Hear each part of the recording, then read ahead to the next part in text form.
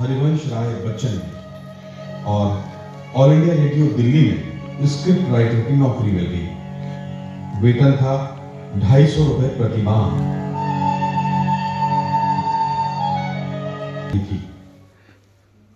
दिल्ली के करोल बाग में हिंदी के जाने माने कवि भवानी प्रसाद मिश्र के साथ मिलकर एक मकान किराए पर ले लिया। मोहन, राकेश और कमलेश्वर भी शामिल हो चुके थे। फिर तो इस चौकड़ी ने जमकर धमाल किया। परिवार भी बाद में साथ रहने आ गया, लेकिन महंगाई इतनी थी कि घर चलाना मुश्किल हो गया। उपाय खोजा गया।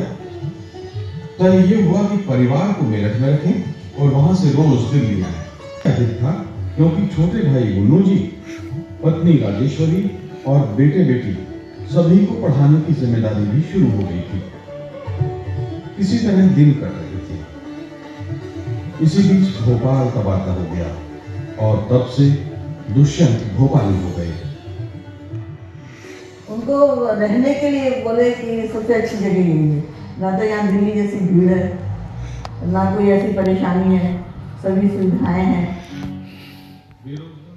देखिए आलोक जी, एक तरफ अपनी कविता साहित्य, दूसरी तरफ जो उस समय उनकी परिवार की जिम्मेदारियां, और बड़ी जल्दी वो इतना कर गए कि आज 50 साल के बाद हम यहाँ बैठ के उनको याद कर रहे हैं, तो चले गए। तो वो कैसे मैनेज कर पाएंगे?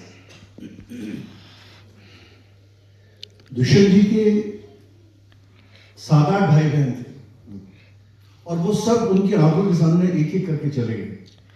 उनके एक भाई जो प्रेम त्यागी जी, जिनको ये साहिब धूप समर्पित भी है मुन्नू जी के नाम से, उनके एक ही भाई थे। और आप समझिए, आप रिश्तों की कद्र तब करते हैं जब आप देखते हैं एक एक रिश्ता आपके हाथ से निकलता चला जाता है, तो आप उसकी कद्र ज्यादा करते हैं। तो उस समय ये चीज अनइम्पॉर्टेंट हो जाती है कि आपके रिसोर्सेज क्या है।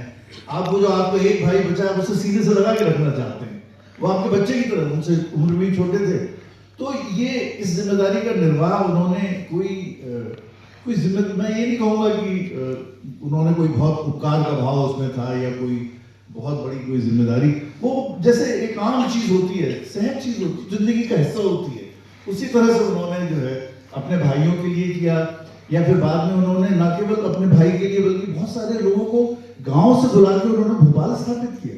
कई लोग जो बाद में बड़े अधिकारी भी बने, बाद में जो हमारे चाचा थे जो बहुत बड़े अधिकारी, मतलब कईयों के हमेशा जब भी किसी को कोई गांव में दिक्कत होती, चूंकि दुष्यंत जी पहले उन लोगों में से थे जो गांव छोड़ के जिन्होंने शहर में कदम रखा और एक अपना मकाम बनाया।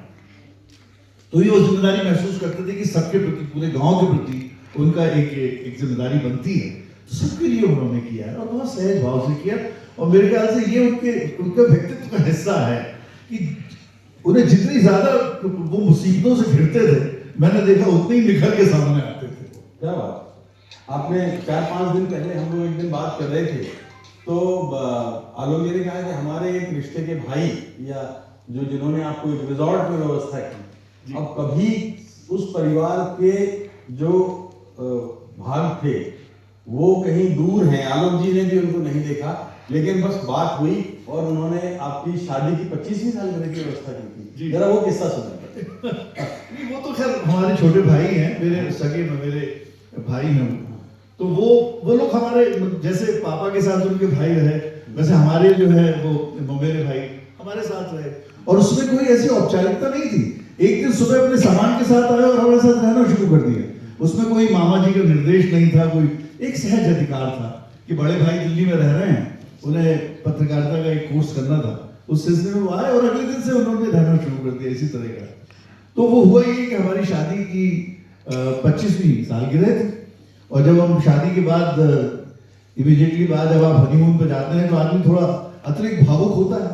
तो जो है उस भावुकता के अंतर्गत हम उस समय एक बहुत बड़ा होटल है वहाँ आलीशान के बीचों बीच बना हुआ है, लेक पैलेस, उसमें खाना खाने गए। और उसी भावुकता में हमने अपनी धर्मपत्नी से कह दिया कि 25 साल बाद हम आपको यहीं लाएंगे और हम यहीं रहेंगे और यहाँ पर 2-3 दिन हम लोग रहेंगे। और उसका किराया 50-60 हज़ार इस तरह का पर डे का होता है। अब भावुकता में कह दिया तो कह दिया। 25 साल गुजरते टाइम नहीं लगा और उनको हमें लेके जाना पड़ा वहां पर जो है। और देखिए हमने जो है वो कमरा तो बुक कर दिया था, उसकी साल भर EMI पे करते रहे फिर हम जो है।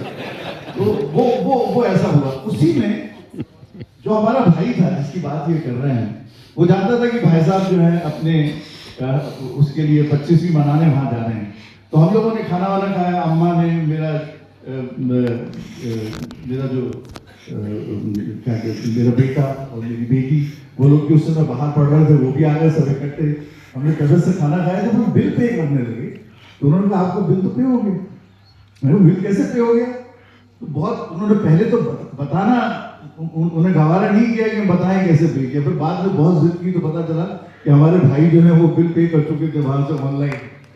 तो इस तरह का मतलब परिवार के अंदर हमारा सौभाग्य है कि वो चीज पीढ़ी दर पीढ़ी चली आ रही है, एक आत्मीयता का रिश्ता जो है। और वैसे भी हम लोग परिवार बड़े छोटे हैं। मेरा एक आपने जिक्र किया, उनकी कार एक्सीडेंट में डेथ हो गई थी, वो ऑलरेडी रेडियो में प्रोग्राम एग्जीक्यूटिव थी, उनके और उनके हस्बैंड की। और मेरा छोटा भाई है जो आगरा, वो फौज से रिटायर हुए हैं, कर्नल अपूर्व त्यागी, वो आगरा में है। और एक कभी उन्होंने खुद तो ढंग से पढ़ाई नहीं की, एक बड़ा स्कूल चलाते हैं वहां पर। बहुत शैतान रहे हैं वो, फौज से निकल के जिम्मेदार हो गए, तो वो बहुत बड़ा स्कूल वहां चलाते हैं और बहुत तरह से वो लोग, वो और उनकी पत्नी जो है काम कर रहे हैं। देखिए, अतीत की यादों के जुनून कई बार भावुक कर देते हैं। अब मेरे भाई आपने जब कहा तो मैं सोचने लगा कि आज कलेजे में फांस की तरह चुभता है कि आज की नई नस्ल को लेके सब अंकल होते हैं, सब आंटी होती है। इसके अलावा चाहे कितने ही सगे हों, वो अंकल आंटी होते हैं।